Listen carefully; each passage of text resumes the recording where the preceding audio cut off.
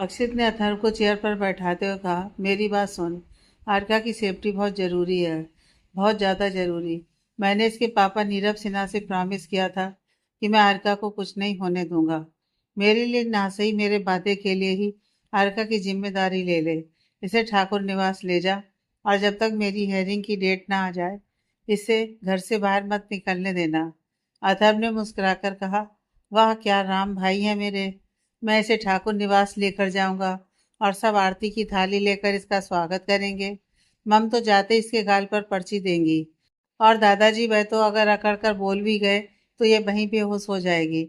सालू उसका सर फोड़ देगी और पापा इसकी तरफ देखेंगे भी नहीं।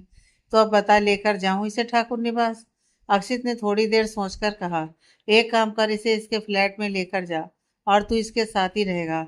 अथर्व ने कमर पर हाथ रखकर कहा, क्या बात है, एक बात बताइए, मैं आपकी वाली के साथ रहूं या अपनी वाली के साथ ना रहूं? अक्षित ने अपना सिर सेल पर पटकते हुए कहा, यार तुझे कैसे समझाऊं, तू कुछ ज्यादा ही गुस्सा कर रहा है आरिका पर। इतना गुस्सा तो मुझे भी नहीं आ रहा है इस पर जितना तू कर रहा है। अथर्व ने कहा, तुझे क्यों गुस्सा आएगा, तू तो प्यार करने लगा है। मैं तो मर जाऊंगा लेकर नाम तेरा, नाम मगर कर जाऊंगा बदनाम तेरा। तेरे हिसाब से तो इश्क और जंग में सब जायज है। अक्षित ने कहा, सुन, इसे आज रात इसके फ्लैट ले जा और तू आज रात इसके पास रुक जा। ये सुबह मुझसे मिलने जरूर आएगी। जब मुझसे मिलने आएगी तब तू अपने ऑफिस चला जाना। अथर्व ने कहा, 4 घंटे ही तो बचे हैं सुबह होने में, रहने दे, ऐसे ही सुबह उठेगी मिल लेगी तुझसे। अक्षित ने कहा, लेकिन मुझे नहीं मिलना, अभी तो फिलहाल नहीं मिलना। अथर्व ने कुछ सोचकर कहा, बस तेरे लिए मैं इसे लेकर जा रहा हूँ, वरना मैं तो यहीं इसका गला दबा देता, फिर तेरे साथ मुझे भी फांसी हो जाती। अक्षित ने हंसते हुए कहा, भाई वो तो तेरे जैसा वरना ना हो। अक्षित ने अगले ही पल आरिका को गोद में उठा लिया। आरिका अब भी सो रही थी। अथर्व हैरानी से अक्षित को देख रहा था। अक्षित ने अपनी एक आइज ब्लिंक करते हुए कहा, चल गाड़ी का गेट खोल, इसे गाड़ी में बैठा देता हूँ। अथर्व और अक्षित पुलिस स्टेशन से बाहर आ गए। अक्षित ने आरिका को गाड़ी की फ्रंट सीट पर बैठा दिया। अथर्व ड्राइविंग सीट पर बैठ गया। अक्षित ने कहा, अथर्व प्लीज मेरी बात को समझने की कोशिश कर, इसकी सेफ्टी बहुत जरूरी है। अगर मेरी कैलकुलेशन सही है तो 2-3 दिन इसके लिए बहुत ज़्यादा टफ होने वाले हैं। अथर्व अक्षित की बात सुनकर आरका को लेकर वहां से चला गया। अक्षित पुलिस स्टेशन में वापस आ गया। अथर्व आरका को गोद में उठाकर उसके फ्लैट में ले गया और उसे बेड पर सुला दिया। अथर्व खुद जाकर सोफे पर सो गया। अगली सुबह आरका की जब आंख खुली तो उसने खुद को अपने फ्लैट में पाया। आरिका झटके से उठी और कहने लगी, अक्षित। लेकिन फिर उसकी नज़र सोफे पर गई जहां अथर्व बैठा उसे घूर रहा था। आरिका ने कहा, तुम लेकर आए मुझे यहाँ, अक्षित कहाँ है? अथर्व ने घूरते हुए कहा, मालिकाए जहाँ जो अक्षित के लिए शीश महल बनवाया था वही है। अक्षित को वहाँ का ऐसो आराम भा गया है, इसलिए वह वहीं रह गया, हमारे साथ नहीं आया। अथर्व ने अपनी कमर पर हाथ रखकर कहा, और एक बात बताओ आरिका, ऐसे क्या गधे घोड़े बेचकर सोती हो? अक्षित ने तुम्हें गोद में उठाकर गाड़ी में बैठाया, तुम्हारी आंख नहीं खुली। मैं तुम्हें गाड़ी से उठाकर फ्लैट में लाया, तब भी तुम्हारी आंख नहीं खुली। आरका ने अपनी नजर चुराते हुए कहा, मैं कई दिनों से सोई नहीं हूँ, इसलिए गहरी नींद में सो रही थी। अथर्व ने अपना गुस्सा दबाते हुए कहा, तुम्हारा हो सकता था देवर, जो अब कभी नहीं होगा। तुम्हारे घर आया है, कम से कम उसे नाश्ता पानी के लिए पूछ लो। आरका अथर्व से नजर चुराते हुए उठी और किचन में चली गई। अथर्व ने गुस्से में कहा, मैं जला बुरा नहीं खाता, मुझे पता है तुम्हें खाना बनाना नहीं आता।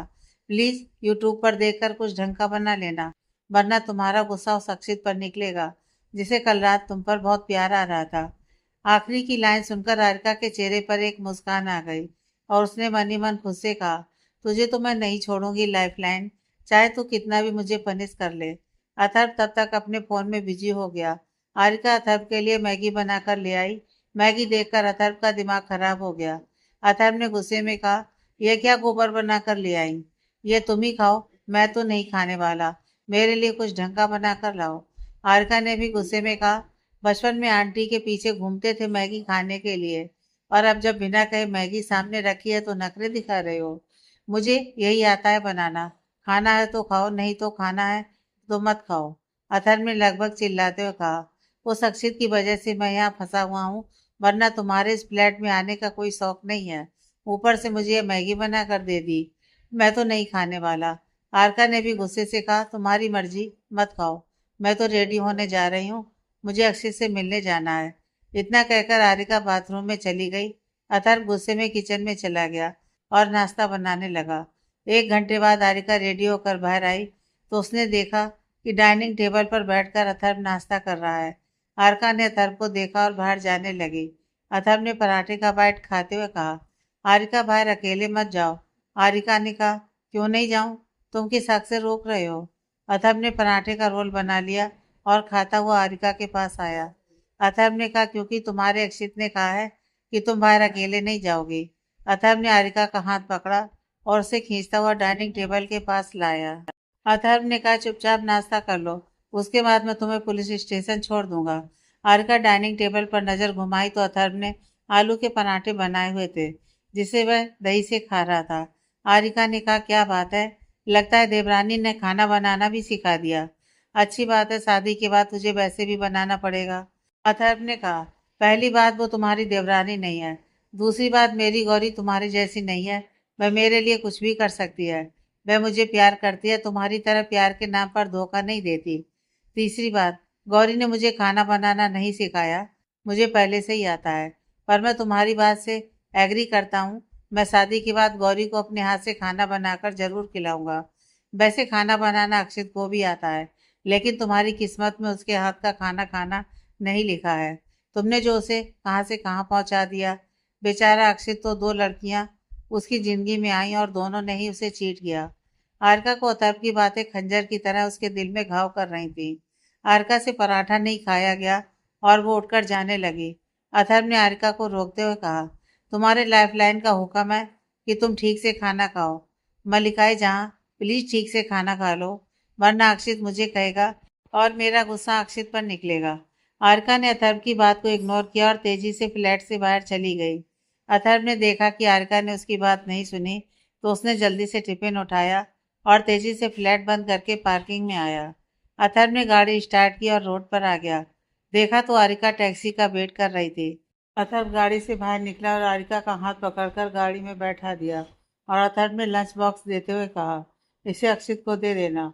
अक्षित मेरे हाथ के खाने को बहुत मिस करता है और चुपचाप बैठी रहो, मैं तुम्हें पुलिस स्टेशन छोड़ दूंगा। आरिका ने चुपचाप टिफिन ले लिया। Police station. दोपहर हो गई थी लेकिन आरिका अब तक पुलिस स्टेशन नहीं आई थी।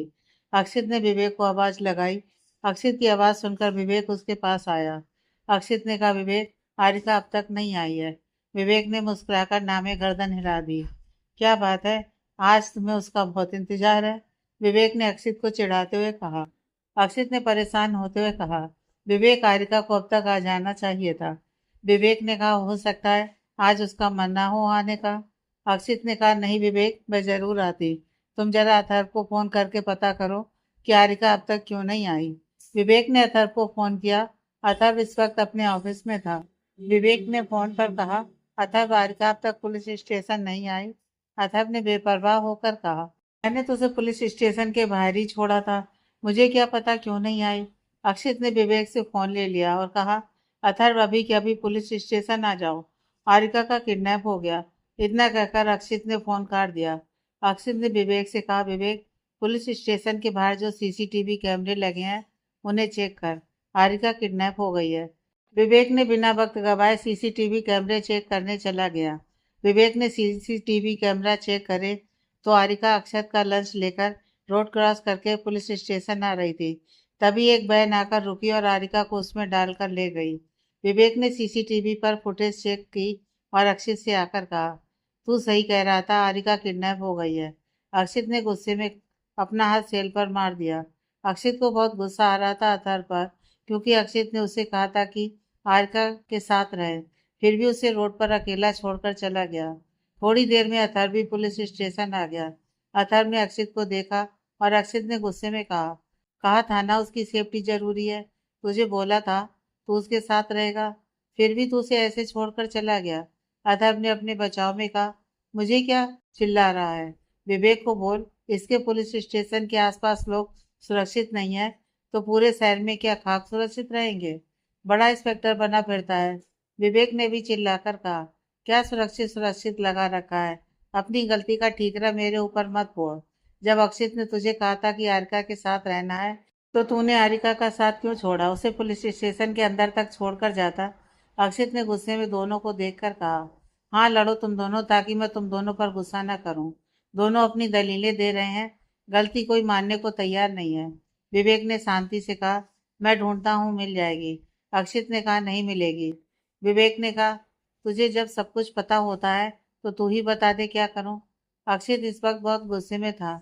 अक्षित ने एक मटके की तरफ इशारा करके कहा, इस मटके को उठाकर मेरे सर पर मार दे। अथर्व ने कहा, अच्छा, शांति से काम लेते हैं, बता मुझे क्या करना है। अक्षित अथर्व को घूर रहा था और अथर्व ने अपनी नजरें दूसरी तरफ घुमा ली। अक्षित ने सेल के अंदर चक्कर लगाते हुए कहा, विवेक, तुम मुझे कुछ घंटों के लिए छोड़ सकते हो? विवेक ने हमें गर्दन हिला दी और अथर्व ने नामे। विवेक ने कहा, मैं अपने रिस्क पर छोड़ तो सकता हूँ, बाकी कोई गड़बड़ हुई तो ज्यादा से ज्यादा मेरी जॉब चली जाएगी। अथर्व ने कहा, जब तेरी जॉब चली जाएगी तो मैं तुझे अपने ऑफिस में पियोन की नौकरी दे दूंगा। विवेक ने कहा, हाँ सही है, फिर मैं तेरा मुंह रोज तोड़ सकता हूँ। इतना कहकर विवेक ने लॉकअप का ताला खोलने लगा। अथर्व ने उसे रोकते हुए कहा, विवेक प्लीज यार, क्यों पिट बांधने के लिए लगा हुआ है? ये बाहर आएगा सबसे पहले मुझे मारेगा। ये अक्षित नाम का सिर पिंजरे में ही अच्छा लगता है। विवेक ने कहा, तूने गलती इतनी बड़ी की है, थोड़ा पिट लियो तो क्या हो जाएगा? अक्षित तब तक बाहर आ गया। उसने आते ही सबसे पहले एक पांच अथर्व के मुंह पर मारा। अक्षित ने कहा, कहा था ना, और आरका की सेफ्टी जरूरी है। अब चल मेरे साथ, आरका को बचाने चलते हैं। अथर्व ने गाल पर हाथ रखकर धीरे से कहा, आरिका है कहाँ? मूनलाइट बार। अक्षित ने गहरी सांस लेकर कहा। विवेक ने हैरानी से बोला, उसे रंगा के आदमी ने किडनैप किया है? अक्षित ने हमें गर्दन हिला दी। अक्षित ने विवेक से कहा, इससे पहले कि हम लेट हो जाएं, हमें जल्दी वहां जाना चाहिए। तीनों पुलिस स्टेशन से निकलने लगे तो विवेक अपनी कैब और डंडा उठाने लगा। अथर्व ने चिल्लाते हुए कहा, यह सब फिल्मी शोले बाद में कर लो, अभी चल। अथर्व ने विवेक की बाजू को पकड़ा और खींचता हुआ पुलिस स्टेशन से बाहर ले आया। विवेक अपनी पुलिस जीप में बैठने लगा तो अक्षित ने उसे रोकते हुए कहा, हम इस गाड़ी में नहीं जाएंगे, अथर्व की गाड़ी में जाएंगे। तीनों अथर्व की गाड़ी में बैठ गए। अगले ही पल तीनों मूनलाइट बार के बाहर खड़े थे। अक्षित बार को देखकर कुछ सोच रहा था। अथर्व भी बार को देखकर कुछ सोच रहा था। विवेक ने अथर्व को कंधा मारकर कहा, तू क्या सोच रहा है? अथर्व ने कहा, सोच रहा हूँ, अगर मेरी गौरी ने मुझे इस वक्त यहाँ देख लिया तो वह मेरे बारे में क्या सोचेगी, कि मैं यहाँ मुजरा देखने आता हूँ या मैं यहाँ बियर पीने आता हूँ? मतलब मेरे जैसे शरीफ लड़के का यहाँ क्या काम? अक्षित ने कहा, कुछ ढंग का भी सोच लिया कर। खैर, तेरे पास जितना दिमाग है उतना ही इस्तेमाल करेगा।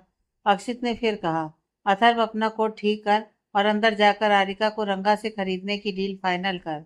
अथर्व ने कहा, मैंने ठीक से सुना नहीं, क्या कहा तूने? किसकी डील करके आऊं? विवेक ने अथर्व के सर पर मारकर कहा, आरिका को। आरिका को खरीद ले रंगा के आदमी से। अब इससे ज्यादा हिंदी नहीं बोल सकता। अथर्व ने कहा, हम आरिका को खरीदे क्यों? वह तो पहले ही हमारी है, मतलब हमारे रिश्तेदार है। नहीं मतलब अक्षित की गर्लफ्रेंड है। नहीं मतलब पता नहीं कौन है। अक्षित ने कहा, अथर्व, ये बार है, यहाँ अमीर अमीर लोग आते हैं और लड़कियों को खरीद कर अपनी जरूरत पूरी करते हैं। अथर्व ने छोटी आंखें करके अक्षित को देखा और बोला, तुम्हें मैं किस एंगल से मैं ऐसा आदमी नजर आता हूँ जो लड़कियों को खरीदता है? विवेक ने कहा, कमीने तू ही नजर आता है, अपने आप को देख, बिल्कुल business tycoon, rich personality, handsome, dressing, जिसे हर रात अपने बिस्तर पर एक नई लड़की चाहिए।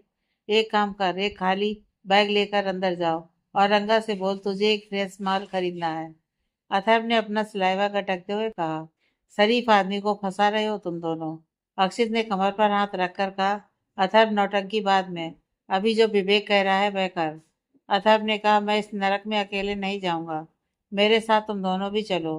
विवेक ने गहरी सांस लेकर कहा, अथर्व, है तो ये नरक ही, पता नहीं कितनी मजबूर लड़कियां यहाँ आती हैं। अक्षित ने कहा, टाइम नहीं है, समझने की कोशिश कर, अंदर जा, रंगा से बात कर। विवेक ने अपने मोबाइल में रंगा की फोटो भी अथर्व को दिखा दी। अथर्व ने कहा, यार, ये तो शकल से ही राक्षस लगता है। ठीक है, तुम दोनों कह रहे हो तो चला जाता हूँ, लेकिन प्लीज मुझे पिटने मत देना, जल्दी आ जाना। अक्षित ने हमें गर्दन हिला दी। अथर्व एक बैग लेकर मूनलाइट बार के अंदर चला गया। अथर्व इस वक्त अंदर ही अंदर बहुत घबरा रहा था। अथर्व पहली बार ऐसी जगह आया था। अथर्व जैसे ही बार में एंटर किया, देखा वहां डिम लाइट जल रही थी। कुछ लड़कियां स्टेज पर कम कपड़ों में डांस कर रही थी, कुछ लड़कियां कस्टमर को रिझा रही थी। कुछ लड़कियां सोफे पर बैठे हुए आदमी की गोद में बैठी उन्हें सेड्यूस कर रही थी। अथर्व ने मन ही मन खुद में कहा, अथर्व के बच्चे अक्षित की बात मान लेता तो आज यहाँ नहीं आना पड़ता। हारिका को पुलिस स्टेशन के अंदर ही ड्रॉप करना था। मैंने भी गुस्से में उसे बाहर ही ड्रॉप कर दिया और उसका नतीजा यह हुआ कि मैं यहाँ कंजर खाने में खड़ा हुआ हूँ। तभी एक लड़की अथर्व के पास आई और अथर्व के सीने पर हाथ फेरते हुए बोली, हे चिकने, क्या चाहिए? अथर्व ने उसे गुस्से से देखा और हाथ हटाकर कहा, चिकने, तुम्हारे घर में भाई बाप नहीं है? हटो आगे से। आई बड़ी चिकने। चिकने क्या होता है? नॉनसेंस बातें करने की तमीज ही नहीं है। वह लड़की बड़ी हैरानी से अथर्व को देख रही थी। अथर्व जाकर बाहर काउंटर पर बैठ गया। अथर्व ब्लूटूथ के जरिए अक्षित से कनेक्ट था। अक्षित ने कहा, अथर्व वहां बसने के लिए नहीं कहा था। कोई भी आकर तुझे कुछ पूछ सकता है तो उसे बोलना कि तुझे रंगा से मिलना है। अथर्व ने कहा, इस जगह को देखकर मुझे वैसे भी उल्टी आने को हो रही है, ऊपर से तुम दोनों। रुक जा, करता हूँ बात। अथर्व ने बार काउंटर वाले लड़के को ड्रिंक बनाने के लिए कहा। बार काउंटर पर बैठे लड़के ने अथर्व के लिए एक ड्रिंक बना दी। अथर्व ने ड्रिंक की एक सिप लेकर कहा, रंगा कहाँ मिलेगा? बार काउंटर वाले लड़के ने कहा, आपको उनसे क्यों मिलना है? अथर्व ने कहा, फ्रेश माल चाहिए, बिल्कुल फ्रेश। बार काउंटर पर बैठे लड़के ने अथर्व के हाथ में बैग देख लिया था, जिससे वह समझ गया था कि अथर्व एक लड़की खरीदने आया है। बार काउंटर पर बैठे लड़के ने कहा, रंगा यहाँ नहीं है, लेकिन तुम कहोगे तो मैं दिखा सकता हूँ तुम्हें फ्रेश माल। अक्षित ब्लूटूथ पर सब सुन रहा था। अक्षित ने कहा, अथर्व उसे बोल, तुम ही दिखा दो। अथर्व ने उस बार काउंटर वाले लड़के को देखकर कहा, ठीक है, तुम ही दिखा दो। अगर पसंद आएगी तो तुमसे ही डील कर लूंगा। बार काउंटर पर बैठा हुआ लड़का अथर्व को लेकर बेसमेंट में चला गया। उस लड़के ने बेसमेंट का गेट खोला तो वहाँ बहुत सारी लड़कियां थीं। उन लड़कियों की उम्र 14 साल से 18 साल तक की थी। अथर्व ने उन लड़कियों की तरफ देखा। लड़कियों के चेहरे पर बहुत बेबसी थी, जिसे देखकर अथर्व का दिल पसीज गया। लेकिन उन सब में हारिका नहीं थी। अथर्व ने बार काउंटर वाले लड़के की तरफ देखकर कहा, ये सब तो बच्ची हैं, मुझे ऐसी लड़की नहीं चाहिए। बार काउंटर वाले लड़के ने कहा, साहब देख लो ना, बच्ची कोई नहीं है, 2 साल बाद सब जवान हो जाएंगी। अथर्व को उस बार काउंटर वाले लड़के पर गुस्सा आ गया और उसने अपना एक पंच बनाकर उस लड़के के मुंह पर मार दिया। अथर्व ने गुस्से में उसे पॉइंट करते हुए कहा, जितना कहा है उतना कर। मैंने कहा ना, मुझे ये पसंद नहीं है। पंच खाकर उस बार काउंटर वाले लड़के को लगा कि ये छोटी मोटी हस्ती नहीं है, साथ कोई बहुत बड़ा बिजनेस टाइकून है। उस बार काउंटर वाले लड़के ने कहा, मैं आपको रंगा के फार्म हाउस का एड्रेस दे देता हूँ, कुछ लड़कियां वहां पर हैं, आप वहीं चले जाइए। अथर्व ने गुस्से से उस बार काउंटर वाले लड़के से एड्रेस लिया और बार के बाहर चला आया। बाहर आते ही अथर्व ने एक पंच विवेक के मुंह पर मार दिया। विवेक को अथर्व से ऐसे रिएक्शन की उम्मीद नहीं थी, इसलिए वह जमीन पर गिर पड़ा। अक्षित ने झटके से अथर्व को पकड़कर कहा, क्या हो गया तुझे? क्या कर रहा है तू? अथर्व ने अक्षित को देखकर कहा, यहाँ की पुलिस करती क्या है? 14-14 साल की लड़कियों को वह लोग बेच रहे हैं। वह लड़की जो हमारी सालू से भी छोटी है, जिन लड़कियों को पता भी नहीं कि उनके साथ क्या होने वाला है। विवेक को इस वक्त बहुत शर्मिंदगी महसूस हो रही थी, क्योंकि कहीं ना कहीं अथर्व की बात सच थी। विवेक ने कहा, हमें ऊपर से ऑर्डर मिलते हैं यार, हम अपनी मर्जी से कुछ नहीं कर सकते। अथर्व ने विवेक की वर्दी को हिलाते हुए कहा, तो सच में उतार कर फेंक दे इसको, मैं तुझे अपने ऑफिस में प्यून की नौकरी दे देता हूँ। अक्षित ने कहा, विवेक तू रेड मार, केस मैं लड़ लूंगा। विवेक ने अपना फोन निकाला और एक साइड चला गया। अथर्व की हालत देखकर अक्षित मन ही मन सोच रहा था, तू इतना सेंसिटिव है, तभी तुझे उन दिनों के बारे में किसी ने कुछ नहीं बताया। विवेक कॉल करके अक्षित के पास आ गया। अक्षित ने कहा, विवेक, मैं और अथर्व रंगा के फार्म हाउस में जा रहे हैं, तू रेड मारकर वहीं आ जाना। विवेक ने हाँ में गर्दन हिला दी। अथर्व अक्षित दोनों ही गाड़ी में बैठकर रंगा के फार्म हाउस के लिए निकल गए। अथर्व ड्राइव कर रहा था। अक्षित ने पूछा, अथर्व, अब तू ठीक है? अथर्व ने कहा, हाँ ठीक हूँ, लेकिन मैं ज्यादा फाइट नहीं करूंगा, मेरे हाथ दुखते हैं। अक्षित ने हंसते हुए कहा, नौटंकी। करीब 1 घंटे बाद दोनों रंगा के फार्म हाउस पहुंच गए। अब तक शाम हो चुकी थी। अथर्व ने गाड़ी फार्म हाउस से पहले ही रोक दी। दोनों ने करीब 1 किलोमीटर का रास्ता पैदल ही तय किया। अथर्व ने फार्म हाउस पर नजर घुमाते हुए कहा, अक्षित, यहाँ बहुत ज्यादा सिक्योरिटी है, हम अंदर कैसे जाएंगे? अक्षित ने अथर्व को देखकर बोला, सोचते हैं कुछ। तभी वहां एक ट्रक आकर रुका। उसमें से कुछ लोग उतर रहे थे।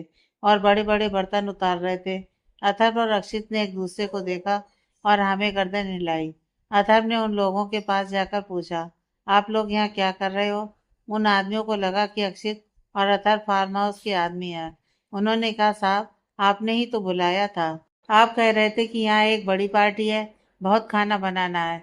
अथर्व ने कहा, मैं भूल गया, सॉरी। सेफ हो? आदमी ज्यादा पढ़ा लिखा नहीं था। उसने हाथ जोड़कर कहा, नहीं सेफ नहीं हूँ, हम हलवाई हैं। अथर्व ने हलवाई को देखकर कहा, मेरे लिए पनीर टिक्का, मंचूरियन, रायता, नान जरूर बनाना। यार सुबह पराठे खाए थे, अभी तक कुछ नहीं खाया।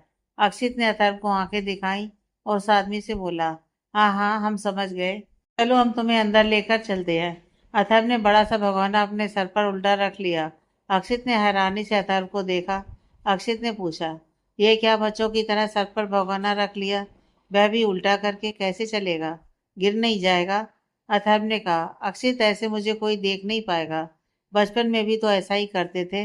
अक्षित ने अथर्व के सिर से भगोना उतारते हुए कहा, अब तू बचपन में नहीं 55 में है, तो मैच्योर बन। तेरा मुंह नहीं दिखेगा, बाकी तेरी बॉडी, जो तूने सूट पहन रखा है ये। अथर्व बोला, तो क्या करूं? अक्षित ने कहा, अपना सूट उतार। अथर्व अपना ब्लेजर उतारकर गाड़ी में जाकर रख आया।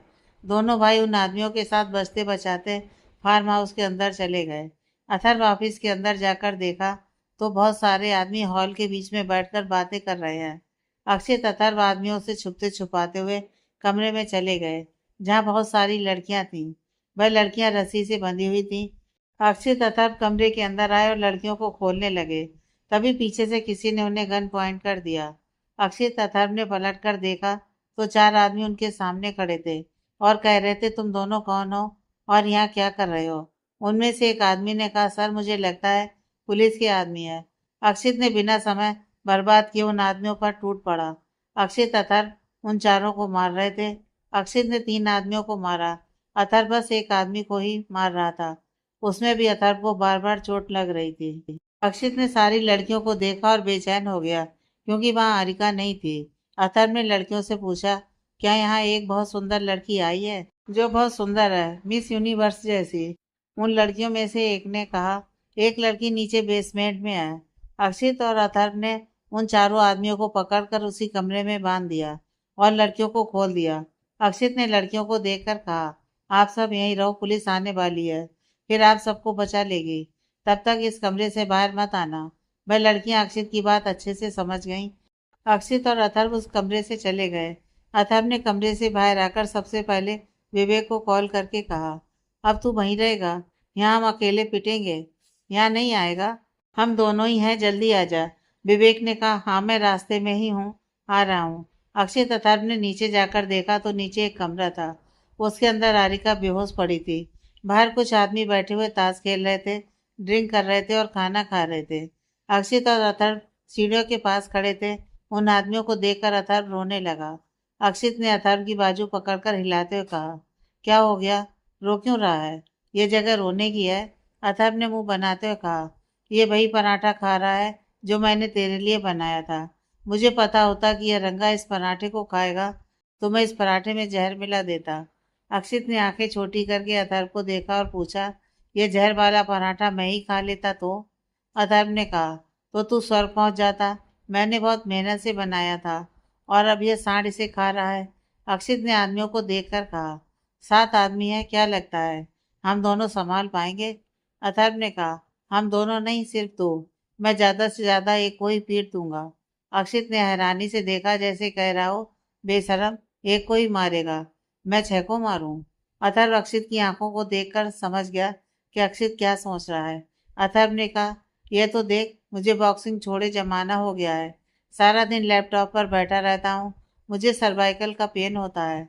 अथर्व ने अपनी गर्दन पर हाथ रखकर कहा, देख यहाँ भी दर्द है, यहाँ भी दर्द होता है। अथर्व ने पूरी नौटंकी करके दिखा दी। अक्षित कुछ सोच रहा था। अथर्व ने उनमें से बैठे एक आदमी को देखकर कहा, अक्षित ये कितना मोटा है ना, तुझे नहीं लगता कि इसे जिम ज्वाइन कर लेनी चाहिए? यार इतने मोटे लड़के से क्या ही लड़की इंप्रेस होगी। अथर्व ने दूसरे आदमी को देखकर कहा, इसे देख कितना काला है, इसे तो हाथ लगाकर देखो, हाथ भी काला हो जाएगा। दादी बुआ को दिखाओ कि ऐसे होते हैं काले आदमी। तुझे बोलती रहेंगी सांभला सांभला। अक्षित ने अतर्क को घूर कर देखा और बोला, मुझे कुछ सोचने देगा। तभी उन आदमियों में बैठे एक आदमी ने आरका को घूर कर देखा और बोला, यार इसे मारने का ऑर्डर है, क्यों ना मारने से पहले थोड़ी मस्ती हो जाए। दूसरे आदमी ने कहा, हाँ यार देख कितनी गोरी है, पता नहीं कौन है जो इसकी जान को प्यासा है, वरना ऐसी लड़कियों के साथ हर रात रंगीन करनी चाहिए। जैसे जैसे वह लोग आरिका के लिए गलत बोल रहे थे, वैसे वैसे अक्षित का गुस्सा बढ़ता जा रहा था। अक्षित अथर्व जहाँ खड़े थे, अक्षित ने वहां से एक पत्थर उठाकर फेंक दिया। दो आदमी आवाज सुनकर बेसमेंट से बाहर की तरफ आने लगे। अक्षित अथर्व ने उन दोनों आदमियों को पकड़कर बहुत मारा। वह दोनों आदमी बेहोश हो गए। बचे हुए आदमियों में से एक आदमी ने कहा, वह दोनों आदमी कहाँ रह गए, आए नहीं, देख कर आओ, कोई गड़बड़ तो नहीं है। दो आदमी उठकर बाहर आ गए। अथर्व और अक्षित ने उन दोनों आदमियों को भी पकड़कर इतना मारा कि वह दोनों भी बेहोश हो गए। अक्षित और अथर्व अब अंदर आ गए। अक्षित ने उन आदमियों को बहुत मारा जो आरिका के बारे में बकवास कर रहे थे। अथर्व ने एक आदमी को मारकर कहा, सांड कहेंगे, फेयर एंड लवली लगा लिया कर, इतना काला है तू, कभी खुद को आईने में देखा है? खैर देखियो भी मत, तू खुद को देख कर ही डर जाएगा। अक्षित अथर्व ने उन तीनों आदमियों को बुरी तरह से मारा और फिर उन्हें बांध दिया। बहुत मारपीट करने के बाद अक्षित ने आरिका को खोलकर गोद में उठा लिया। आरिका अभी भी बेहोश थी। अक्षित ने देखा तो उसके चेहरे पर थप्पड़ के निशान थे। अक्षित ने उन तीनों आदमियों को देखकर पूछा, इस लड़की को थप्पड़ किसने मारा? उन आदमियों ने डरते हुए कहा, हमने नहीं मारा, वह एक बूढ़ा आदमी आया था, उसने मारा था। अक्षित आरिका को लेकर बाहर आने लगा। अभी अक्षित अथर्व और आरिका के सामने बहुत सारे आदमी बंदूक लेकर खड़े हो गए। एक आदमी ने अक्षित को गन पॉइंट करते हुए कहा, इसे कहाँ लेकर जा रहा है? इसे तो हमें मारने का ऑर्डर है। दूसरे आदमी ने कहा, अरे जानता है ये कौन है? ये अक्षित है, बहुत फेमस लॉयर है, और जिस लड़की को ये बचाने आया है, इसी लड़की ने इसे अपने रेप केस में फंसा रखा है। अथर्व को उन आदमियों को देखकर डर तो लग रहा था, फिर भी उसने हिम्मत करते हुए कहा, तुम लोगों को कुछ ज्यादा ही जानकारी नहीं है हमारे बारे में? मतलब गुंडागर्दी करने के साथ साथ तुम लोग जासूसी करते हो। अक्षित और अथर्व को ज्यादा रेड करते उससे पहले ही विवेक ने वहां रेड मार दी। करीब आधे घंटे तक अक्षित आरिका को गोद में लिए खड़ा रहा। पुलिस की सारी प्रोसेसिंग पूरी होने के बाद अक्षित ने आरिका को अथर्व की गाड़ी में बिठाया और अथर्व को देखकर बोला, अथर्व मेरी ये हियरिंग तक इस लड़की को कुछ नहीं होना चाहिए, ये तेरी जिम्मेदारी है, इसे कोर्ट तक सही सलामत लेकर आना। आरिका अब भी बेहोश थी। अक्षित ने अपना माथा आरिका के माथे पर लगाकर कहा, ब्यूटीफुल गर्ल, बहुत जल्द तुम हमेशा के लिए मेरी बाहों में होगी। बस कोई गलती मत करना, वरना इस बार अक्षित तुम्हें माफ नहीं करेगा। अथर्व ने गाड़ी स्टार्ट की और आरिका को लेकर वहां से चला गया। दूसरी तरफ सालू रुद्र को फोन मिला मिलाकर थक गई थी। सालू को दिन रात रुद्र का ही ख्याल आता रहता था। सालू ने खाना पीना सब छोड़ दिया था कि वह अक्षित को लेकर परेशान है, लेकिन सालू अक्षित के साथ साथ रुद्र से भी परेशान थी।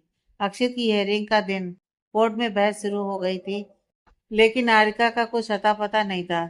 राज अक्षित को देख रहा था और इशारों में पूछ रहा था, आरिका कहाँ है, कब आएगी?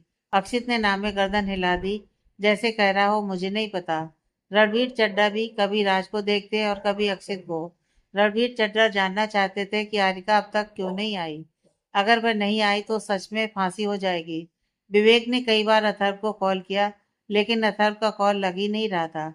अक्षित राज रणवीर को आरिका की टेंशन होने लगी। अक्षित मन ही मन सोच रहा था कहीं आरिका किसी मुसीबत में तो नहीं, लेकिन जब तक अथर्व उसके साथ है वह किसी मुसीबत में हो ही नहीं सकती। करीब आधे घंटे वेट करने के बाद अथर्व ने विवेक का कॉल रिसीव कर लिया। विवेक ने लगभग चिल्लाते हुए कहा, अब कहाँ मर गया था तू? अक्षित को फांसी हो जाएगी, आरिका कहाँ है? अथर्व ने कहा, यार ट्रैफिक में फंस गया था, मैंने अभी अभी आरिका को कोर्ट के बाहर भेज दिया है, 2 या 3 मिनट में आ जाएगी, मैं गाड़ी पार्क करके आता हूँ। विवेक ने जाकर रणवीर चड्ढा के कान में कहा, आरिका आ रही है। रणवीर ने जज को थोड़ा और वेट करने के लिए कहा और जज थोड़ा और वेट करने के लिए मान गए। 10 मिनट से ऊपर हो गए, लेकिन आरिका कोर्ट में नहीं आई। अथर्व भी आकर चेयर पर बैठ गया, लेकिन आरिका का पता नहीं था। जज ने आरिका का इंतजार करने के लिए मना कर दिया और अपना फैसला सुना दिया। 3 साल बाद विशाखा, विक्रम, सालू तीनों का कॉलेज खत्म हो गया था। विशाखा एक 5 स्टार होटल में वेटर की जॉब कर रही थी। विक्रम ने कभी भी विशाखा को प्रपोज नहीं किया। विक्रम के अंदर विशाखा को प्रपोज करने की हिम्मत ही नहीं थी। सालू भी रुद्र को भूलकर अपनी लाइफ में आगे बढ़ गई थी। रुद्र का अता पता किसी को नहीं था। विक्रम ने अपने पापा रियान के साथ अपना बिजनेस ज्वाइन कर लिया था। विशाखा अपना काम कर रही थी। वह 5 स्टार होटल में रेस्टोरेंट में सबके लिए डिनर सर्व कर रही थी। तभी एक वेटर आया और उसने विशाखा से कहा, तुम्हें रूम नंबर 205 में बेडशीट चेंज करके आनी है, चली जाओ। विशाखा ने कहा, लेकिन मेरा काम तो रेस्टोरेंट का है ना, लॉन्ड्री में मेरा क्या काम। उस वेटर ने कहा, वैसा मुझे नहीं पता, मैनेजर ने कहा है। विशाखा मैनेजर के पास जाकर बोली, सर बेडशीट चेंज करने का काम मेरा नहीं है, यह काम तो लॉन्ड्री वालों का है। मैनेजर ने विशाखा की बात को इग्नोर करते हुए कहा, स्टाफ कम है, चली जाओ। विशाखा एजुकेटेड तो बहुत थी, लेकिन बिना सपोर्ट के उसे कहीं जॉब नहीं मिली, इसलिए उसे मजबूरन 5 स्टार होटल में वेटर की जॉब करनी पड़ी। विशाखा रूम नंबर 205 में गई। उसने डोर नॉक किया। अंदर से आवाज आई, हाँ आ जाओ। विशाखा अंदर चली गई। विशाखा ने देखा अंदर कोई नहीं था।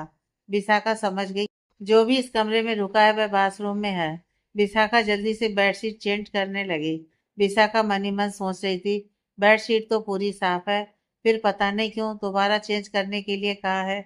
विशाखा बेडशीट चेंज करके जैसे ही पलटी, सामने वाले लड़के को देखकर चिल्ला पड़ी। विशाखा ने चिल्लाकर कहा, विक्रम तुम, और नंगे क्यों खड़े हो। विक्रम ने कहा, आंख है कि बटन, दिख नहीं रहा, टॉवल लपेटा हुआ है मैंने। विशाखा बोली, टॉवल तो नीचे है ना, और ये ऊपर, ऊपर से तो नंगे हो ना, अपने ऊपर वाले नंगे हिस्से को तो ढको। विक्रम ने अपने बालों को तौलिया से साफ करते हुए कहा, ये क्या तुमने नंगे नंगे लगा रखा है। 5 स्टार होटल में वेटर की जॉब करती हो और अपने कस्टमर को नंगे नंगे कहती हो। विशाखा को विक्रम की बात थोड़ी सी चुभ गई। विशाखा ने सीरियस होते हुए कहा, सॉरी सर, मैं भूल गई थी कि मैं बस एक वेट्रेस हूँ, मैंने बेडशीट चेंज कर दी। इतना कहकर विशाखा जाने लगी। विशाखा कमरे का गेट को छू पाती उससे पहले ही विक्रम ने उसे पकड़कर अपनी तरफ खींच लिया। विशाखा सीधे विक्रम के सीने से जा लगी। दूसरी तरफ सालू रेडी होकर अपने इंटरव्यू के लिए जा रही थी। सालू ने जल्दी जल्दी थोड़ा सा नाश्ता किया और बाहर जाते हुए बोली, मम प्रार्थना करना मेरा इंटरव्यू क्लियर हो जाए, नहीं तो मुझे सच में अथर भाई की कंपनी ज्वाइन करनी पड़ेगी। करीब 1 घंटे बाद सालू एआर इंडस्ट्री के सामने खड़ी थी। सालू ने ऊपर से नीचे तक एआर इंडस्ट्रीज की बिल्डिंग को देखा और मन ही मन कहा, आई विश मेरा सिलेक्शन यहाँ हो जाए। सालू ने अपने अंदर कॉन्फिडेंस डेवलप किया और बिल्डिंग के अंदर चली गई। सालू ने देखा इंटरव्यू के लिए वहाँ बहुत सारे कैंडिडेट्स आए हुए हैं। कुछ लड़कियां तो ऐसी लग रही थी जैसे वह इंटरव्यू देने के लिए नहीं, मॉडलिंग के लिए आई हैं। सालू ने एक नज़र उन लड़कियों को देखा जो मॉडल लग रही थी, और फिर खुद को देखा। सालू ने तो एक सिंपल सी कुर्ती और जीन्स पहनी हुई थी। सालू ने फिर खुद से कहा, रिलैक्स सालू, सिलेक्शन इंटेलिजेंस से होता है, कपड़ों से नहीं। करीब 1 घंटे वेट करने के बाद सालू का नंबर आ गया। सालू इंटरव्यू देने के लिए केबिन में चली गई। सामने बैठे हुए लड़के ने चेयर घुमा रखी थी, जिस कारण उसका चेहरा सालू नहीं देख पा रही थी। चेयर पर बैठे हुए लड़के ने कहा, तो तुम्हारा नाम सालू ठाकुर है। सालू ने कहा, जी सर।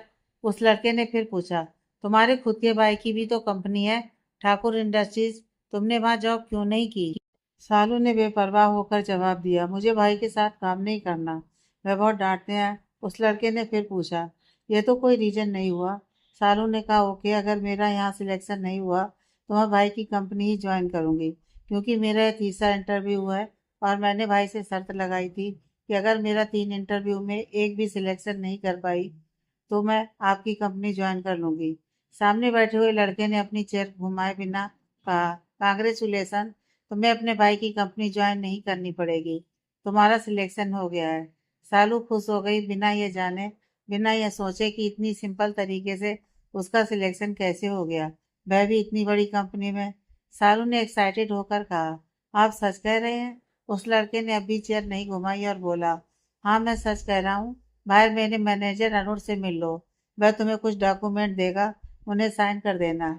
सालू खुशी खुशी केबिन से बाहर आ गई और अरुण से डॉक्यूमेंट लेकर बिना पढ़े साइन करने लगे। अरुण ने कहा, मैडम प्लीज एक बार पढ़ लीजिए। सालू ने कहा, अरे नहीं, इट्स ओके, मुझे पता है कंपनी के क्या रूल्स हैं। इतना कहकर सालू ने सारे डॉक्यूमेंट साइन कर दिए। अरुण ने कहा, मैम आप कल से ही ज्वाइन कर लीजिए। सालू ने हाँ कह दिया और खुश होकर एआर इंडस्ट्री से बाहर आ गई। सालू एक्साइटेड होकर सीधा घर आ गई। सालू ने घर जाकर देखा तो कुछ मेहमान सोफे पर बैठे हुए थे। सालू ने सबको नमस्ते किया और किचन में चली गई। सालू ने किचन में जाकर शांति से पूछा, माँ ये लोग कौन है? शांति ने खुश होकर कहा, अथर्व के रिश्ते के लिए आए हैं। हमें तो लड़की पसंद है, बस एक बार अथर्व हाँ कर दे तो अगले महीने ही अथर्व की शादी कर दूं। सालू को शांति की बात पर हंसी आ गई। सालू ने कहा, माँ क्यों मेहमानों की बेइज्जती करवाने पर तुली हुई हो? आप अच्छे से जानती हो अथर्व भैया गौरी भाभी के अलावा किसी और से शादी नहीं करेंगे। फिर भी आप हर तीसरे चौथे महीने किसी न किसी मेहमान को घर बुला लेती हैं। शांति को सालू की बात पर गुस्सा आ गया। शांति ने कहा, सालू तुम्हारी जुबान कुछ ज्यादा ही चलने लगी है। चुपचाप अपने कमरे में जाओ। मुझे मत बताओ कि क्या सही है और क्या गलत है। बेटे को क्या मैं सारी जिंदगी कुंवारा रखूंगी? कभी ना कभी तो अथर्व शादी करेगा।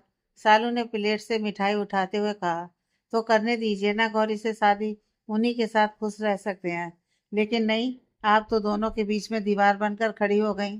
3 साल हो गए मैंने अथर्व भैया के चेहरे पर वह मुस्कुराहट नहीं देखी जो पहले देखती थी। शांति ने गुस्से से सालू को देखा और सालू मिठाई लेकर अपने कमरे में चली गई। थोड़ी देर बाद अथर्व भी ऑफिस से घर आ गया। घर में अथर्व ने मेहमानों को देखा तो कोई रिएक्ट नहीं किया। अथर्व ने अपनी बाजू फोल्ड करते हुए कहा, तो बताइए आप लोग ऐसे ही चले जाएंगे या मैं आप लोगों को भी अपनी लव स्टोरी सुनाऊं? उन मेहमानों में से एक आदमी उठकर कहा, जयदेव जी ये क्या कह रहा है आपका बेटा? जयदेव कुछ जवाब देते उससे पहले ही शांति ने अथर्व की बाजू पकड़ी और उसे किचन में लाते हुए कहा, क्या चाहता है अथर्व तू? क्यों उस लड़की के पीछे पागल हो रहा है? आज नहीं तो कल तुझे शादी करनी है तो तू क्यों नहीं कर लेता? कब तक मेहमानों के सामने हमारी बेइज्जती कराता रहेगा? अथर्व ने किचन में से पानी का गिलास उठाया और एक सिप लेकर बोला, मम आप शायद भूल गई, मैं आपको फिर से याद दिलाता हूँ। मेरे और आपके बीच एक डील हुई थी। आपने मुझे कहा था कि अथर्व मैं जहर खा लूंगी अगर तुमने गौरी से शादी की, और मैंने कहा था कि मैं गौरी से शादी नहीं करूंगा। पर मैं एक वादा मैंने खुद से भी किया था कि मैं गौरी से शादी नहीं करूंगा तो किसी से भी शादी नहीं करूंगा। उस डील के अकॉर्डिंग मैंने गौरी से शादी नहीं की और वादे के अकॉर्डिंग मैं किसी और से भी शादी नहीं करूंगा। आपने कहा गौरी से मिलना छोड़ दो, मैंने मिलना छोड़ दिया। 3 साल हो गए मैं गौरी की आवाज नहीं सुनी। अथर्व ने एक दर्द भरी आवाज में कहा, आप क्या जाने मैं पिछले 3 साल से कैसे जी रहा हूँ। आप नहीं समझ सकती। जिस लड़की को गले लगाए बिना मेरा दिन भी नहीं गुजरता था, पिछले 3 साल से उस लड़की को छूकर नहीं देखा। मैंने आवाज नहीं सुनी उसकी, सिर्फ और सिर्फ आपकी वजह से। और आप वहाँ मेरे रिश्ते की बात कर रही हो? अथर्व ने गिलास को साइड में रखा, फिर बोला, आपने मुझे 3 साल पहले धमकी दी थी, अब मैं आपको धमकी देता हूँ। अगर आपने आज के बाद किसी को भी मेरे रिश्ते के लिए बुलाया तो मैं जहर खा लूंगा। और मम मैं जिस दर्द से गुजर रहा हूँ मैं सच में जहर खा लूंगा, समझिए आप? इतना कहकर अथर्व अपने कमरे में चला गया। शांति मुंह फाड़े अथर्व को जाते हुए देख रही थी। शांति ने किचन से जयदेव को बुलाया और मेहमानों से माफी मांगने के लिए कह दिया।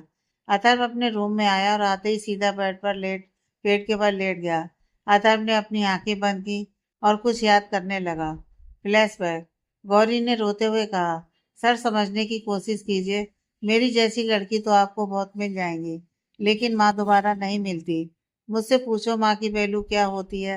मैं और मेरे भाई ने माँ के बिना ही बचपन गुजार दिया। आपकी माँ को आपके ऊपर इतना तो हक है कि वह आपका फ्यूचर प्लान कर सकें। अगर वह चाहती हैं कि आप एक खानदानी लड़की से शादी करें जो आपके बराबर की हो, तो आपको उनकी बात माननी चाहिए। आपकी शादी को लेकर उनके भी कुछ सपने हैं, आप समझते क्यों नहीं? अथर्व ने गौरी को चुप करवाते हुए कहा, तुम यही चाहती हो ना कि मैं तुमसे दूर हो जाऊं? हो जाऊंगा। गौरी ने कहा, नहीं सर मैं ये नहीं चाहती। मैं बस यह चाहती हूँ कि आप अपने पेरेंट्स की बात माने, क्योंकि उनका भी आपकी जिंदगी पर पूरा हक है। अथर्व ने गौरी को चुप कराते हुए कहा, जो तुम चाहती हो वही होगा। अब चुप हो जाओ, मैं नहीं मिलूंगा आज के बाद तुमसे, कभी कभी नहीं मिलूंगा। Flashback and. अथर्व ने अपनी आंखें खोली और उसके चेहरे पर एक दर्द भरी मुस्कुराहट आ गई। होटल के रूम नंबर 205। विक्रम के सीने से लगने की वजह से विशाखा के दिल की धड़कनें तेज हो रही थी। विशाखा और विक्रम कभी इतने पास नहीं आए थे। विशाखा धीरे धीरे विक्रम के सीने से हट गई। विशाखा विक्रम को नहीं देख रही थी। विक्रम भी थोड़ा कंफर्टेबल फील कर रहा था क्योंकि उसने ऊपर कुछ भी नहीं पहना था। विक्रम ने कहा, सॉरी, तुम नाराज होकर जा रही थी, इसलिए मैंने हाथ पकड़कर खींच लिया। विशाखा ने विक्रम को बिना देखे कहा, मैं जा रही हूँ, कुछ काम होगा तो रिसेप्शन पर कॉल कर देना। विशाखा विक्रम को बिना देखे ही चली गई। विशाखा के जाने के बाद विक्रम के चेहरे पर एक मुस्कुराहट आ गई। विक्रम ने मिरर के सामने जाकर खुद से कहा, विक्रम, कब प्रपोज करेगा तू इसे? इसके सामने तेरी सिट्टी पिट्टी गुल क्यों हो जाती है? लड़कियां तेरे आगे पीछे घूमती हैं और तू है किस विशाखा को अब तक अपने दिल की बात नहीं बता पाया। विक्रम थोड़ी देर बाद खुद से ही बात करता हुआ मीटिंग के लिए रेडी होकर चला गया। मथुरा रात के 2 बजे सुनसान सड़क पर एक लड़की ब्लू कलर की जीन्स और ब्लू कलर का हाई नेक पहने भागे जा रही थी। वह कब से भाग रही थी किसी को कुछ अंदाजा नहीं था, बस भागे जा रही थी। उसके पीछे 4-5 आदमी पड़े हुए थे। लड़की को देखकर लग रहा था कि वह एक रिच फैमिली से बिलोंग करती है। भागते भागते वह लड़की एक लड़के से जा टकराई। उस लड़के ने नेवी ब्लू कलर का हुडी पहनी हुई थी, जिससे उसका चेहरा दिखाई नहीं दे रहा था। लड़की ने उस लड़के को अपनी आधी खुली हुई आंखों से देखकर कहा, प्लीज हेल्प मी। उस लड़के ने उस लड़की को बाहों में भर लिया और माथा चूमकर बोला, डोंट वरी, मैं हूँ। लड़की उस लड़के की बाहों में ही बेहोश हो गई। उस लड़के ने उस लड़की को गोद में उठाया और अपनी गाड़ी की फ्रंट सीट पर बैठा दिया। अगले ही पल 4-5 आदमी उस अकेले लड़के के सामने आ गए। आदमियों में से एक ने कहा, इस लड़की को हमारे हवाले कर दे, हमारी तुझसे कोई लड़ाई नहीं है, इस लड़की को दे दे और चला जा, वरना वरना तू अपनी जान गंवा देगा। जानता नहीं है हम किसके आदमी हैं। उस लड़के ने इशारे से उस आदमी को अपने पास बुलाया और वह आदमी उस लड़के के पास चला गया। उस लड़के ने उस आदमी के गाल पर एक खींचकर चांटा मारा और वह आदमी जमीन पर गिर पड़ा। उस लड़के ने अपनी हुडी की कैप उतार कर कहा, एक रैप्टे की जान नहीं है और डायलॉग अमरीश पुरी वाले मारता है। उस आदमी ने उठकर उस लड़के को पंच मारना चाहा, उससे पहले ही उस लड़के ने उस आदमी का हाथ पकड़ लिया। उस लड़के ने उस आदमी का हाथ मरोड़ कर धक्का दे दिया। देखते ही देखते उस लड़के ने उन 4-5 आदमियों की जमकर पिटाई कर दी। उस लड़के ने सबको पॉइंट करके कहा, आज के बाद किसी भी लड़की के पीछे पड़े तो पिटाई नहीं करूंगा, सीधे गोली मार दूंगा, समझे? वह सब आदमी सड़क पर पड़े हुए दर्द से करा रहे थे। सबने हाथ जोड़कर गर्दन हिला दी और कहा, आज के बाद हम कभी किसी लड़की को नहीं छेड़ेंगे। वह लड़का अपनी गाड़ी में बैठा और गाड़ी स्टार्ट करके ड्राइव करने लगा। थोड़ी देर बाद उस लड़की को धीरे धीरे होश आने लगा। उस लड़की ने उस लड़के को देखा और हैरानी से पूछा, तुम? उस लड़के ने ड्राइव करते करते मुस्कुराकर हाँ में गर्दन हिला दी। थोड़ी देर बाद उस लड़के ने एक बिल्डिंग के सामने गाड़ी रोक दी। दोनों उतरकर एक फ्लैट के अंदर चले गए। उस लड़की ने जल्दी से फ्लैट की चाबी टेबल पर रखी और अपने कमरे में जाकर बाथरूम में घुस गई। वह लड़की सीधे जाकर शावर के नीचे खड़ी हो गई। वह लड़की कंटिन्यू रोए जा रही थी। तभी उस लड़की को बाथरूम के डोर पर वह लड़का खड़ा दिखाई दिया। वह लड़का पहले ही शर्टलेस था। उस लड़की ने जल्दी से गेट बंद करने की कोशिश की तो उस लड़के ने गेट पर हाथ रख लिया और उस लड़की के करीब आकर कहा, ऐसा तो नहीं है कि मैं तुम्हें पहली बार देख रहा हूँ। वह लड़की पलट गई और कहने लगी, प्लीज तुम यहाँ से जाओ। उस लड़के ने लड़की को पीछे से ही गले लगाकर कहा, क्यों जाऊं, तुम्हें पनिशमेंट भी तो देनी है। उस लड़की ने पलटकर उस लड़के को देखा और हैरानी से पूछा, किस बात की पनिशमेंट? उस लड़के ने उस लड़की को दीवार से लगा दिया और किस करने लगा। वह लड़की लगातार स्ट्रगल करती रही, लेकिन वह लड़का नहीं माना। वह लड़की को लगातार किस करता रहा। करीब 15 मिनट बाद उस लड़की ने लड़के को धक्का देकर नम आंखों से कहा, प्लीज बहुत हुआ, बाहर जाओ। उस लड़के ने लड़की को झटके से गोद में उठा लिया और बोला, मैंने कहा ना, बाहर तो मैं तुम्हारे साथ ही जाऊंगा। लड़के ने उस लड़की को लाकर बेड पर लिटा दिया। उस लड़की की आंखों में आंसू थे। वह लड़की रिक्वेस्ट भरी नजरों से उसको देख रही थी। वह लड़का एक शरारत भरी मुस्कान के साथ उसके करीब आ रहा था। उस लड़के ने कहा, क्या हुआ ब्यूटीफुल गर्ल, मेरा करीब आना अच्छा नहीं लग रहा? आरका ने नम आंखों से कहा, मैं जानती हूँ तुम प्यार में मेरे करीब नहीं आ रहे हो, तुम अपना गुस्सा निकाल रहे हो। मत करो ऐसा अक्षित, यह तरीका नहीं है गुस्सा निकालने का। किसी लड़की को बेइज्जत करके बदला लेने का सही तरीका नहीं है। अक्षित ने अपने और तारिका की गर्दन पर रब करते हुए कहा, बेइज्जती? वही तो कर रहा हूँ जो तुमने मेरे साथ किया। तुमने तो पूरी दुनिया के सामने मेरी इज्जत उतार दी। मैं तो फिर भी अकेले में तुम्हारे साथ ये सब कर रहा हूँ। आरिका इससे ज्यादा कुछ बोल पाती, अक्षित ने अपने होंठ लड़की के होंठों पर रख दिए और उसे बहुत प्यार से किस करने लगा। लेकिन आरिका जानती थी अक्षित प्यार से ही उस पर गुस्सा निकाल रहा है। आरिका लगातार अक्षित को दूर करने की कोशिश कर रही थी। वह लगातार अक्षित के सीने पर हाथ रखकर उसे धक्का दे रही थी, लेकिन आरिका से अक्षित की बॉडी हिल भी नहीं रही थी। करीब 10 मिनट बाद अक्षित आरिका से दूर होकर बोला, ऐसे करती रहोगी तो मैं प्यार कैसे करूंगा? प्लीज मुझे मारना बंद करो। आरिका लगातार रो रही थी और अक्षित के सामने गिड़गिड़ाकर बोल रही थी, प्लीज चले जाओ यहाँ से, यह सब ठीक नहीं है। अक्षित आरिका को पूरी तरह इग्नोर कर रहा था। अक्षित धीरे धीरे आरिका के करीब आ रहा था। अक्षित के इतने करीब होने पर आरिका कंट्रोल नहीं कर पा रही थी। जो भी था, आरिका अक्षित से बहुत प्यार करती थी। आरिका ने जल्दी से अक्षित को गले लगा लिया। आरिका तेज तेज सांसें ले रही थी। अक्षित आरिका का सर सहला रहा था। अक्षित आरिका को किस करने लगा। धीरे धीरे दोनों एक दूसरे में खोने लगे। अक्षित का सांवला रंग आरिका के गोरे रंग में मिल गया। दोनों पूरी तरह से एक दूसरे में खो चुके थे। आरिका की आंखों में आंसू थे, पर खुशी के थे। आरिका बस अक्षित को चाहती थी। आरिका अपनी मर्जी के बिना ही अक्षित के करीब जा रही थी, क्योंकि अक्षित ने आरिका को अपने करीब आने पर मजबूर कर दिया था। अक्षित एक बार ड्रग के नशे में आरिका के साथ जबरदस्ती कर चुका था। वह दोबारा सपने में आरिका के साथ ऐसा कुछ भी नहीं करना चाहता था। करीब 5 बजे अक्षित आरिका दोनों एक दूसरे से दूर हुए। अक्षित ने आरिका को अपने ऊपर लेटा लिया और उसके बालों को सहला रहा था। आरिका अक्षित से बहुत कुछ पूछना चाहती थी, लेकिन अक्षित ने आरिका के होठों पर उंगली रखकर कहा, सो जाओ ब्यूटीफुल गर्ल, अभी तुम्हें रेस्ट की जरूरत है। इस बीच दोनों में कोई बात नहीं हुई और आरिका धीरे धीरे सो गई। अक्षित अभी तक सोया नहीं था। अक्षित ने आरिका को कसकर पकड़ा हुआ था। अक्षित ने मन ही मन खुद से कहा, आरिका, मैं खुद से वादा किया था तुम्हें प्यार से प्यार करूंगा, और आज मैंने अपना वादा पूरा किया। काश तुम सच जानने की कोशिश करती तो आज हमारी सौगात होती। मैं तुम्हें लीगल ही तरीके से प्यार करता, लेकिन तुमने मुझे ये सब करने के लिए मजबूर कर दिया। अब कल के तूफान के लिए खुद को तैयार कर लेना हारिका, तुम्हें अभी बहुत कुछ झेलना है। अक्षित ने हारिका के बालों पर किस किया और फिर वह भी धीरे धीरे नींद के आगोश में चला गया।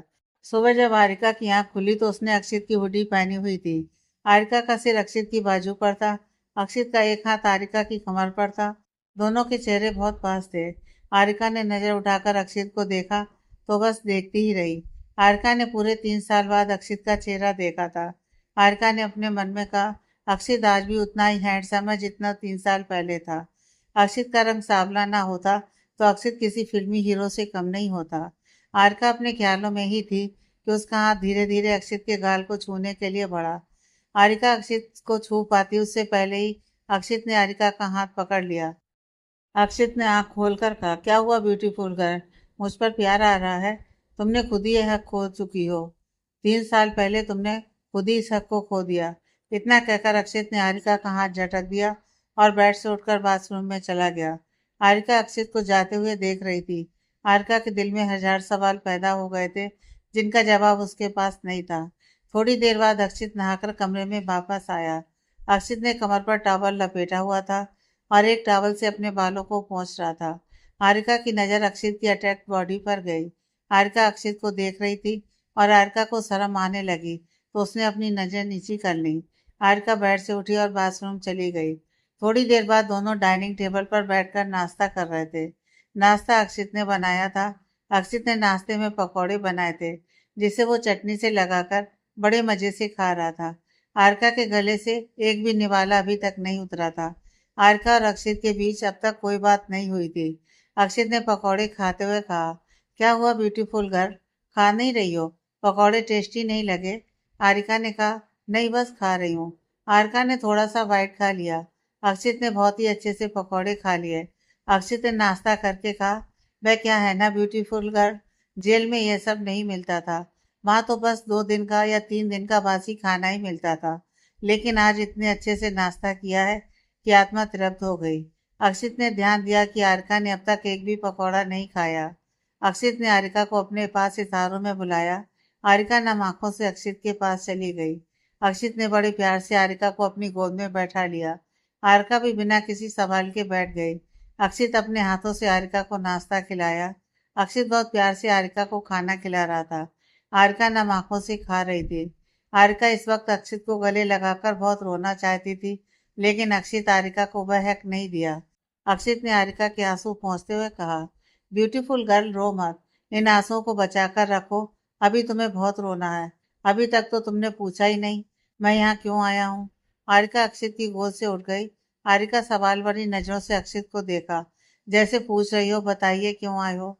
अक्षित ने कहा, क्योंकि मेरी ब्यूटीफुल गर्ल, मैं शादी करने जा रहा हूँ। यह सुनते ही जो आंसू अक्षित ने पोंछ दिए थे वह फिर से बहने लगे। अक्षित ने अपने हाथ टिश्यू पेपर से पोंछते हुए कहा, पूछोगी नहीं किससे कर रहा हूँ। आरका ने फिर सवाल भरी नजरों से अक्षित को देखा। अक्षित ने कहा, प्रियंका से।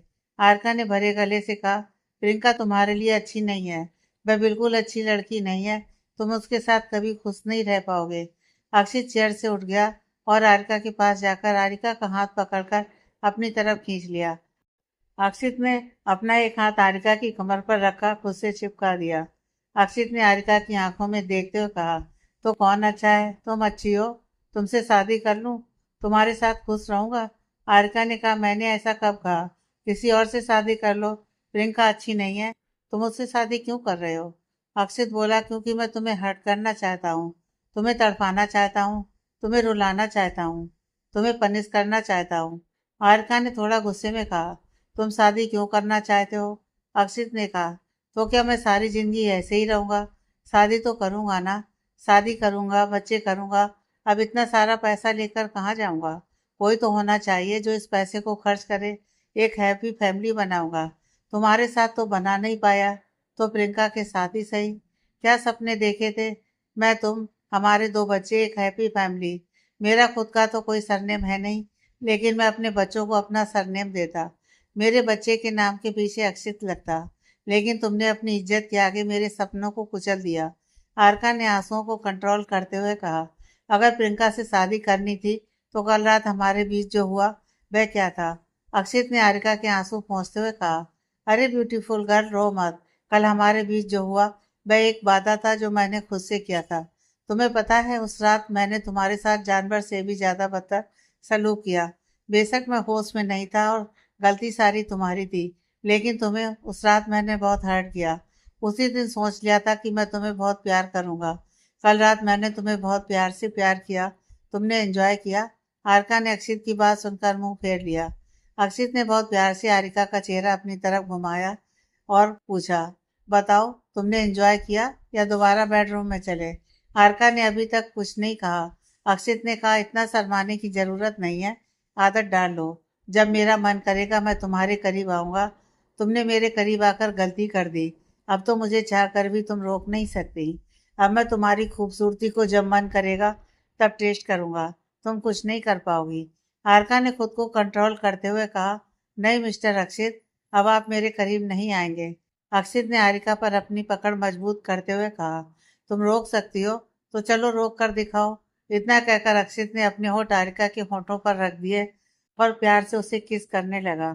आरिका अक्षित को रोकना चाहती थी, लेकिन अक्षित का शरीर आरिका हिला भी नहीं पा रही थी।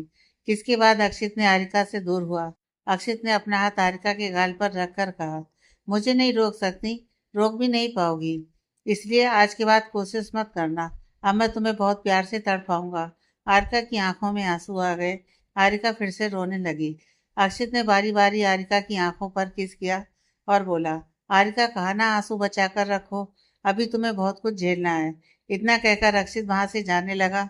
आरिका ने पीछे से कहा, जानना नहीं चाहते मैं उस दिन कोर्ट क्यों नहीं आई? अक्षित ने बिना पलटे कहा, नहीं जानना है। जानना भी नहीं चाहता। आरिका ने रोते हुए कहा, क्यों नहीं जानना चाहते? अक्षित ने पलट कर कहा, क्योंकि तुमने भी जानने की कोशिश नहीं की थी। मैंने निहारिका का केस क्यों छोड़ा? तुमने सच जानने की कोशिश नहीं की। तुम अपने बदले की आग में इतनी अंधी हो गई कि तुमने मेरा दिल तोड़ दिया। जिस लाइफ लाइन को तुम प्यार करती थी ना, वो 3 साल पहले मर गया। ये अक्षित है, अक्षित। आरिका अक्षित के सामने घुटनों पर बैठ गई।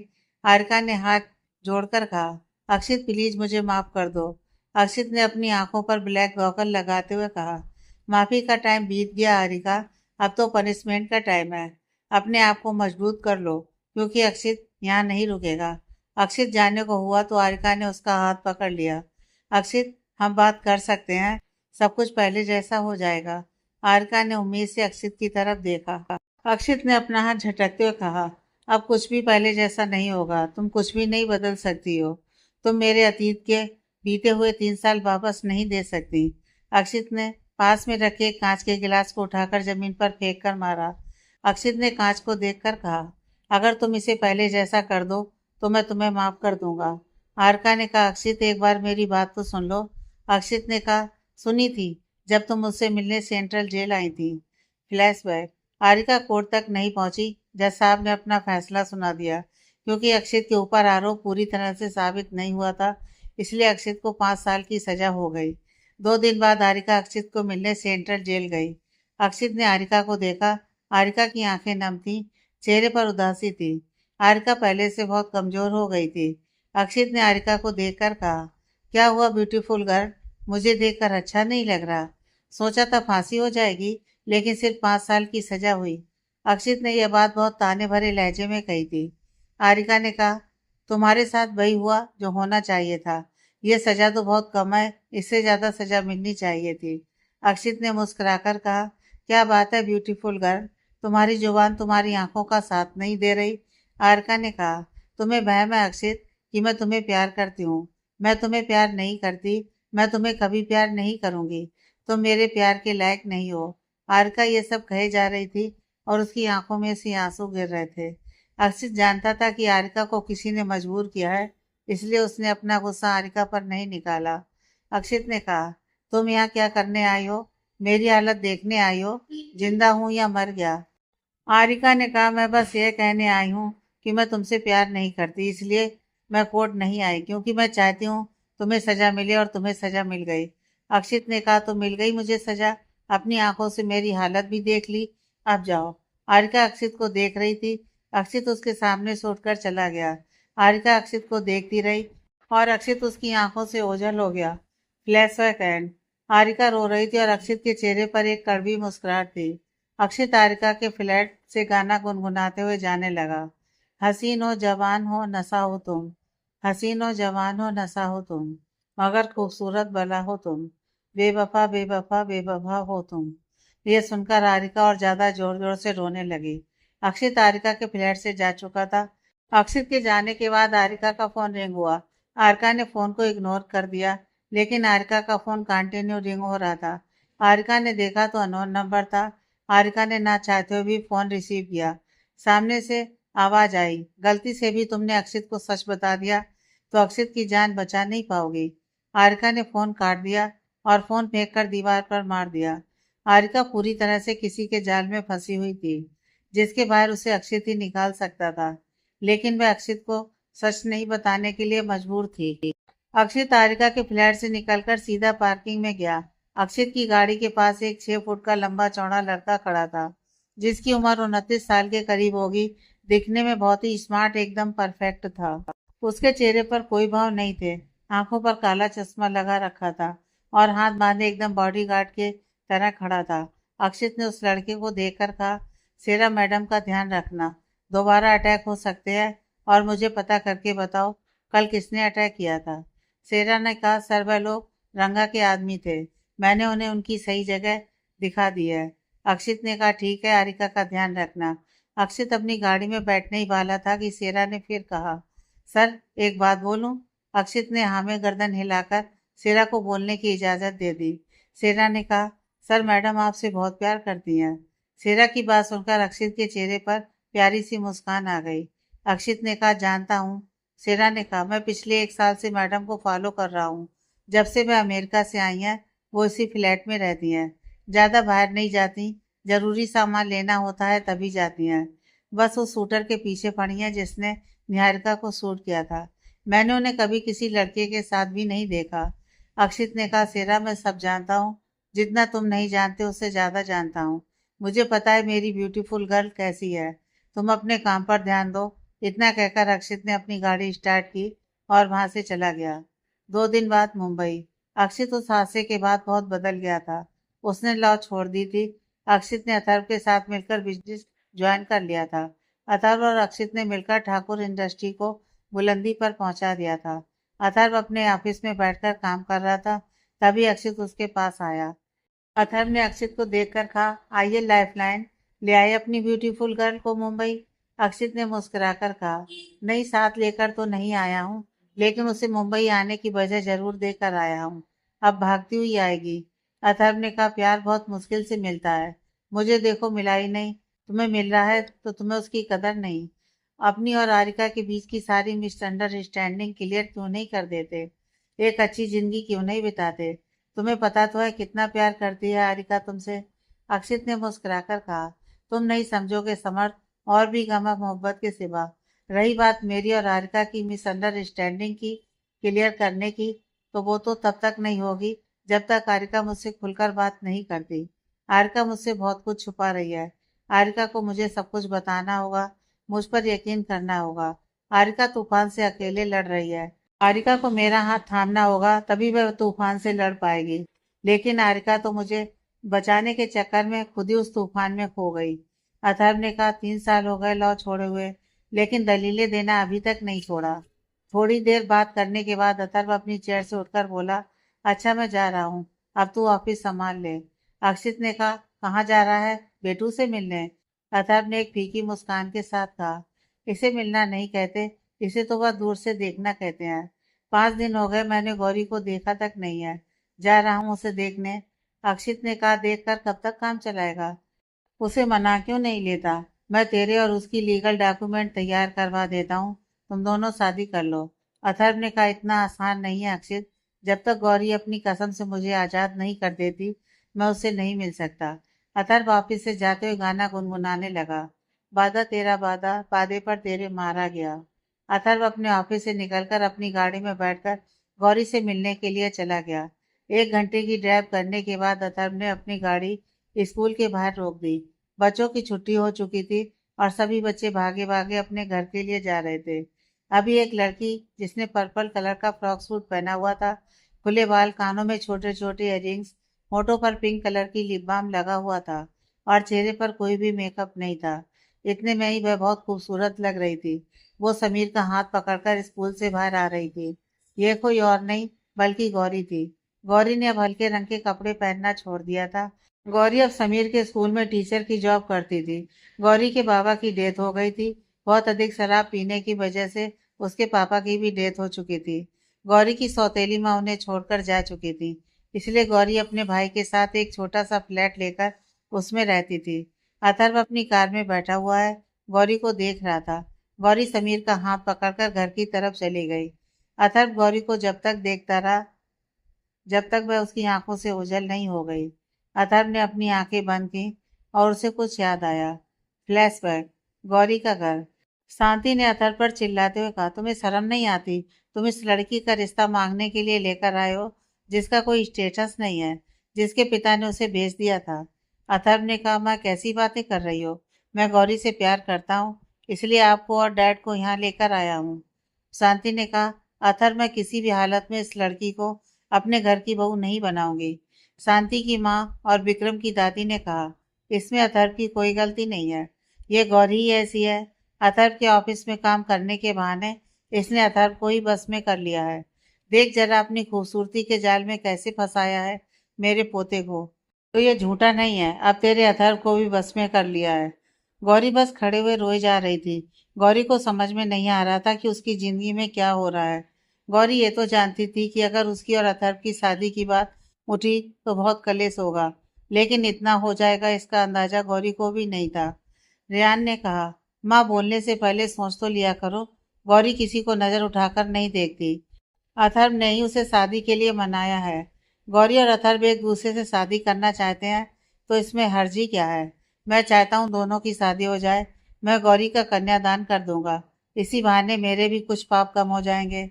शांति की माँ विक्रम की दादी ने ध्यान को डांटते हुए कहा, मुझे समझ में नहीं आता तू किस मिट्टी का बना है। अपने भतीजे की लाश देख ली, अपने बाप की लाश देख ली, फिर भी तू इस लड़की को बेटी की तरह मानता है।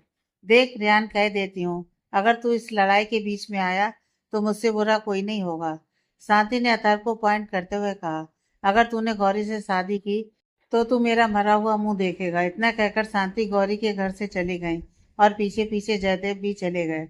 अतर्व को भी गुस्सा आ गया, उसने गौरी का हाथ पकड़ लिया।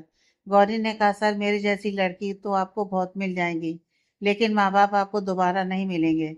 अथर्व ने गुस्से से कहा, गौरी मुझे किसी की परवाह नहीं है, हम आज और अभी शादी करेंगे। गौरी ने अथर्व का हाथ अपने सर पर रखकर कहा, आपको कसम है हमारे प्यार की, आपको कसम है उस पल की जो हमने साथ बिताए। आज के बाद आप मुझसे कभी नहीं मिलेंगे। अथर्व की नानी ने भी कहा, हाँ अथर्व कसम खा कि तू इस लड़की से दोबारा नहीं मिलेगा। गौरी लगातार अथर्व को कसम खाने के लिए फोर्स कर रही थी और अथर्व बेबस नजरों से गौरी को देख रहा था। अथर्व ने कभी नहीं सोचा था कि इस तरह से गौरी से दूर हो जाना पड़ेगा। गौरी ने फिर अथर्व के हाथ को हिलाकर कहा, कसम खाइए सर की आप दोबारा नहीं मिलेंगे। अथर्व को भी गुस्सा आ गया और उसने कहा, गौरी मैं तुम्हारी कसम खाकर कहता हूँ मैं दोबारा तुमसे कभी नहीं मिलूंगा, लेकिन एक कसम और खाता हूँ, तुम्हारे अलावा किसी और से शादी भी नहीं करूंगा। इतना कहकर अथर्व वहां से चला गया। अथर्व के जाने के बाद उसकी नानी ने गौरी को ताना मारते हुए कहा, यहाँ मेरे पोते को तो मुझसे छीन लिया, अब मेरे नाती के पीछे पड़ी है। गौरी ने कहा, आपने बहुत सुना लिया और मैंने बहुत सुन लिया, अब मैं आपकी एक नहीं सुनूंगी। अब मैं आपसे आज़ादी चाहती हूँ। गौरी ने अपने पर्स से चेक बुक निकाली और उसमें 15 लाख की अमाउंट भर दी जो उसने जॉब करके कमाए थे। गौरी ने दादी को चेक पकड़ाते हुए कहा, लीजिए आपकी अमानत, मैंने अपने पिता का लिया हुआ कर्ज चुका दिया है, अब आपका मेरे ऊपर कोई कर्ज नहीं है, अब मैं आपसे आज़ाद हूँ, अब आप यहाँ से जा सकती हैं। विक्रम के पापा रियान ने कहा, गौरी ये बेबस बाप की जब भी ज़रूरत हो तो याद कर लेना, अगर मैं मजबूर ना होता तो तुम्हारी और अतर्व की शादी करवा देता, लेकिन मैं बहुत मजबूर हूँ। रियान ने गौरी के सिर पर प्यार से हाथ फेरा। गौरी फूट फूट कर रोने लगी। उस दिन गौरी विक्रम की दादी से हमेशा हमेशा के लिए आजाद हो गई थी। और कुछ दिन में गौरी के बाबा की डेथ हो गई। उसके कुछ ही दिन बाद शराब पीने के कारण उसके पापा की भी डेथ हो गई और उनकी सौतेली माँ उन्हें छोड़कर चली गई। गौरी ने वह घर छोड़ दिया और एक छोटा सा फ्लैट लेकर अपने भाई समीर के साथ रहने लगी। गौरी ने समीर के स्कूल में ही टीचर की जॉब कर ली। दोनों भाई बहन एक दूसरे का सहारा थे। Flashback and. अथर्व 3 साल से गौरी से नहीं मिला था। अथर्व का जब मन करता वह गौरी को देखने आ जाता। आगे की कहानी नेक्स्ट पार्ट में।